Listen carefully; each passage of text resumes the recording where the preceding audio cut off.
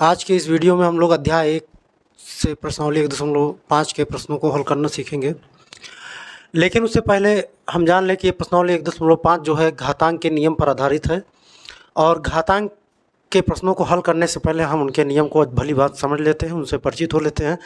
फिर उन नियमों का अनुसरण करते हुए हम लोग उस पर आधारित प्रश्नों को हल करेंगे। जैसे पहला नियम है, देखिए, अगर a की घात m गुणे b की घात m है। देखिए, नीचे वाले को आधार कहते हैं और ऊपर वाले को घातांक कहते हैं। और दोनों के बीच में अगर कोई चिन्ह नहीं है, मतलब गुणे का चिन्ह है, ठीक, ये बीजीय व्यंजक है। तो a की घात m गुणे b की घात m अगर है तो इसको हम लोग पूरे की घात भी m लिख सकते हैं। ये इसका पहला नियम हो गया। दूसरा नियम देखिए,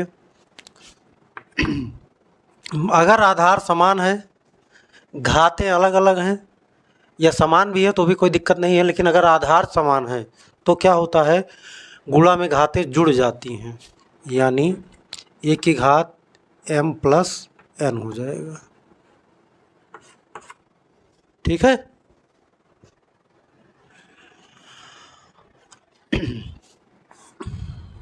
चाहे आप इसको ऐसे भी लिख सकते हैं। ठीक, अगर भाग हो रहा है, यहाँ पे क्या हो रहा है, भाग हो रहा है। बटे का मतलब क्या होता है, भाग। a की घात m भागे a की घात n।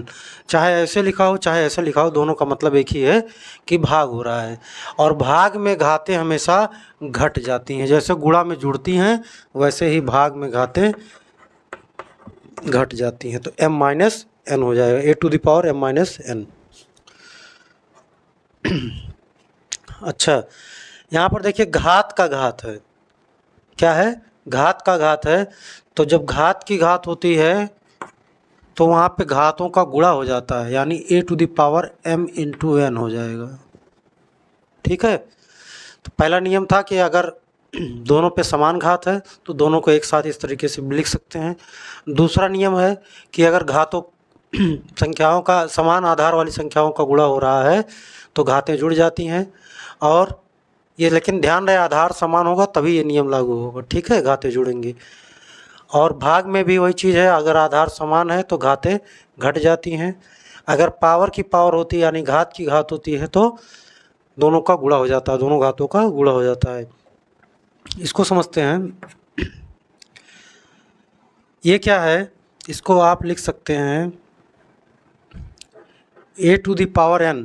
और जब घात में घात से भाग होता है तो ये करणी की घात बन जाता है, जो हर में रहता है वो करणी की घात बन जाती है। आप इसको ऐसे भी लिख सकते हैं और उत्तर उतना ही आएगा अगर आप इसको ऐसे लिखते हैं, इस तरीके से लिखते हैं।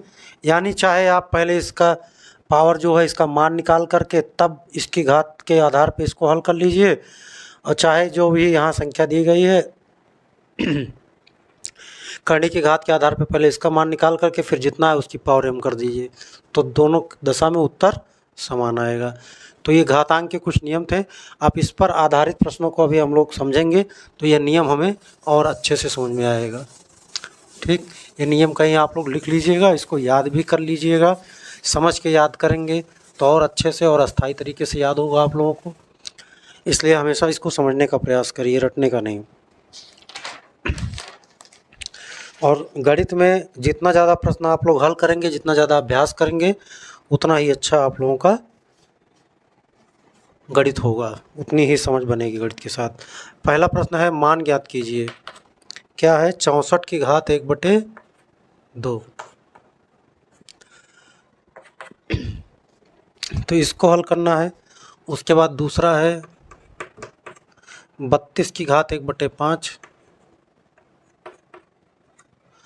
तीसरा है 125 की घात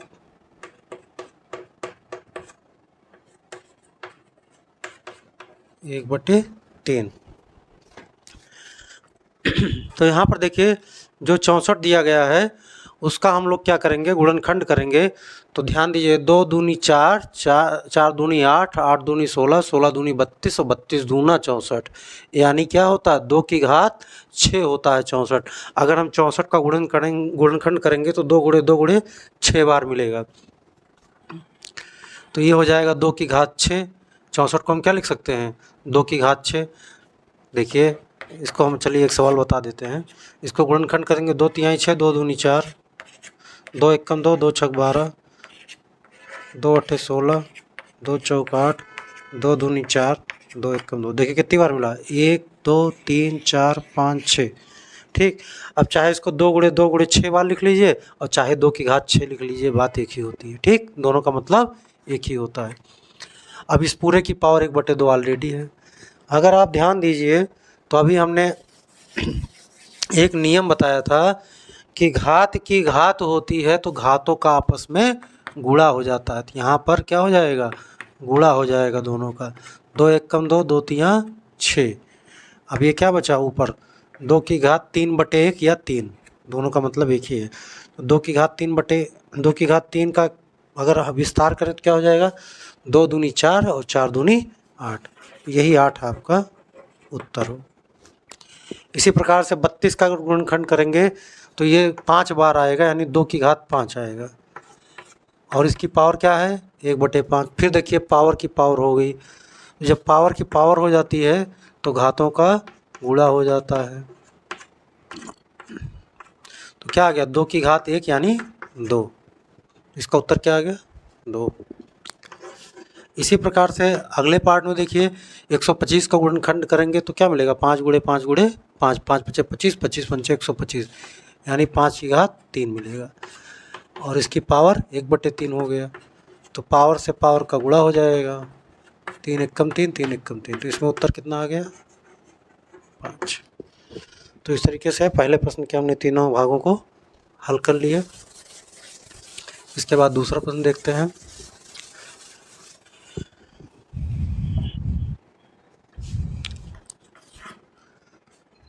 दूसरे में पहला पार्ट दिया गया है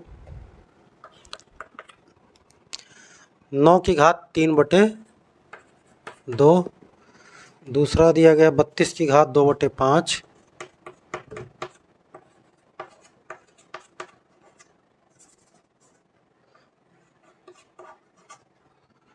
और तीसरा दिया गया है 16 की घात 3/4।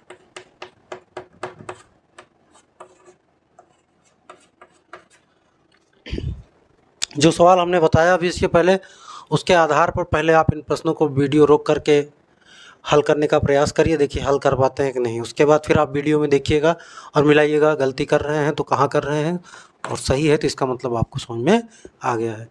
अब देखिए यहाँ पर क्या है, 9 है। तो 9 को क्या लिख सकते हैं, 3 की घात 2 लिख सकते हैं, 3 तिरिका 9। और इसकी पावर क्या है, 3/2 है।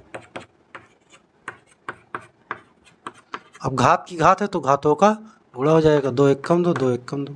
क्या आ गया, 3 की घात 3। और इसका विस्तार करेंगे तो 3 को 3 बार गुणा करेंगे तो 3 तिरिका 9, तिरिक 27। इसका उत्तर 27 आ जाएगा। इसकी बात करें तो 32 को हम लिख सकते हैं 2 की घात 5। गुणन देखिए, जो लोग नहीं समझ पा रहे हैं या याद नहीं है वो 32 का गुणनखंड कर लेंगे। जितनी बार 2 2 आएगा उस 2 की घात उतना आप लिख देंगे। आप करेंगे तो देखेंगे 2 गुणे 2 गुणे आपको 5 बार मिलेगा। ठीक है, तो उसको आप 2 की घात 5 लिख लेंगे। अब इसकी भी पावर क्या है, 2/5 है। तो पावर से पावर का गुणा हो गया, 5 एकम 5, 5 एकम 5। क्या आ गया, 2 की घात 2, यानी 2 दूनी 4। 2 का 2 बार गुणा हो गया, तो इसका आंसर आ गया 4। यहाँ पर देखिए 16 है, 16 को लिख सकते हैं 2 की घात 4। तो पावर से पावर का गुणा हो जाएगा, 4 एकम 4, 4 एकम 4। क्या आ गया, 2 की घात 3, यानी 2 दूनी 4 दूनी 8। इसका आंसर आ गया 8।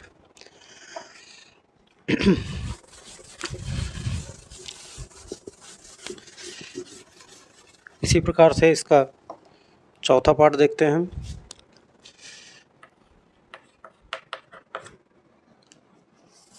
दूसरे प्रश्न का चौथा और अंतिम पार्ट है 125 की घात -1/3। देखिए, तो आप इसको जब हल करते हैं तो इसको हल करने के लिए अगर इसको आप प्लस बनाना चाह रहे हैं तो इसी को पलट देंगे तो ये प्लस भी बन जाता है। ठीक है, 125 बटे कुछ नहीं है तो बटे 1 मान लीजिए, और जैसे ही पलटेंगे ये 1/125 हो जाएगा और माइनस आपका प्लस बन जाएगा। ठीक, फिलहाल इसको लिख सकते हैं हम लोग 5 की घात 3 गुणे भागे घात, इसकी घात क्या हो गई 1/3। अब घात से घात का गुणा हो जाएगा। ठीक है, इसको हम माइनस एक ब्रैकेट में कर दे रहे हैं जिससे दो चिन्ह एक साथ आए और आप कंफ्यूज ना होइए। ये -1/3 था, हमने माइनस को ब्रैकेट में कर दिया। अब 3 एकम 3 3 एकम 3, तो ये क्या आ गया 5 की घात ऋण 1 आ गया। अब चाहे इसको आप 5 की घात ऋण 1 लिख दीजिए और चाहे लिख दीजिए 1/5। ठीक, उत्तर हो गया आपका। इसके बाद प्रश्न संख्या 3 है, सरल कीजिए।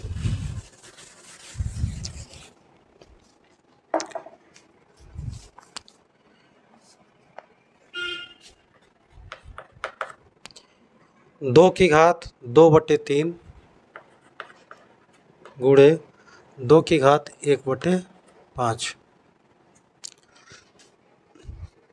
दूसरा है 1/3 की घात 3 की घात 7। और तीसरा है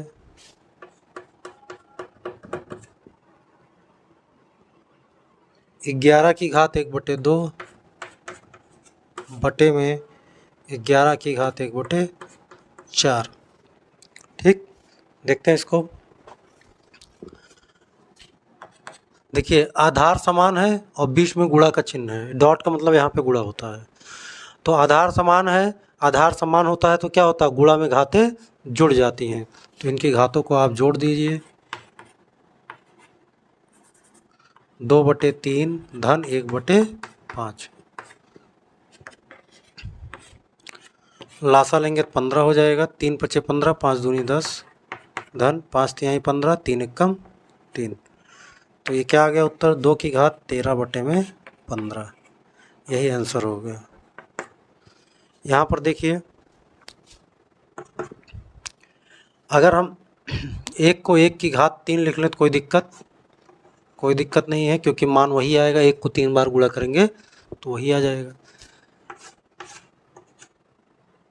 अब देखिए जब दोनों में घात 1 है तो हम क्या पूरे का घात 3 लिख सकते हैं और इसकी पूरे की घात 7। अब देखिए क्या हो गया, घात की घात हो गई, और घात का घात अगर हो गया तो हम लोग क्या लिख सकते हैं इसको 3 × 21। ठीक है, अब देखिए अगर इसको हम दो तरीका है लिखने का। एक तो तरीका है कि हम इसको 1 की घात 21 लिखेंगे तो वही मान आएगा, और 3 की घात 21 लिख सकते हैं इस तरीके से भी। और हो सकता है कि आप लोगों में उत्तर 3 की घात ऋण 21 दे रहा हो, यानी इसको पलट दिया हो, 1/3 को 3/1 कर दिया होगा, तो ये 3 की घात ऋण 21 भी बन जाएगा। ठीक, ये भी उत्तर सही है आपका, ये भी सही है और ये भी सही है, तीनों ऑप्शन हो सकते हैं। तरीका आपका सही होना चाहिए बस। अब यहाँ पर देखिए आधार समान है, भाग हो रहा है, तो आधार समान होने पर भाग में घातें घट जाती हैं, तो घात हो जाएगी 1/2 ऋण 1/4, जो हमने घातांक का नियम पढ़ा था। तो इनका लासा हो गया 4, 2 दूनी 4, 2 एकम 2 ऋण 4 एकम 4, 1 एकम 1, तो 11 की घात क्या मिल गई 1/4। यही आपका उत्तर हो गया। इसमें तीसरे प्रश्न में एक खंड और बचा हुआ है, उसको भी देख लेते हैं।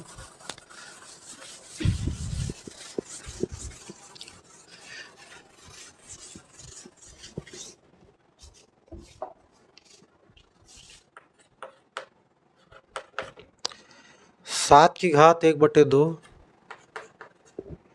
गुणे 8 की घात 1/2। देखिए बहुत आसान प्रश्न है।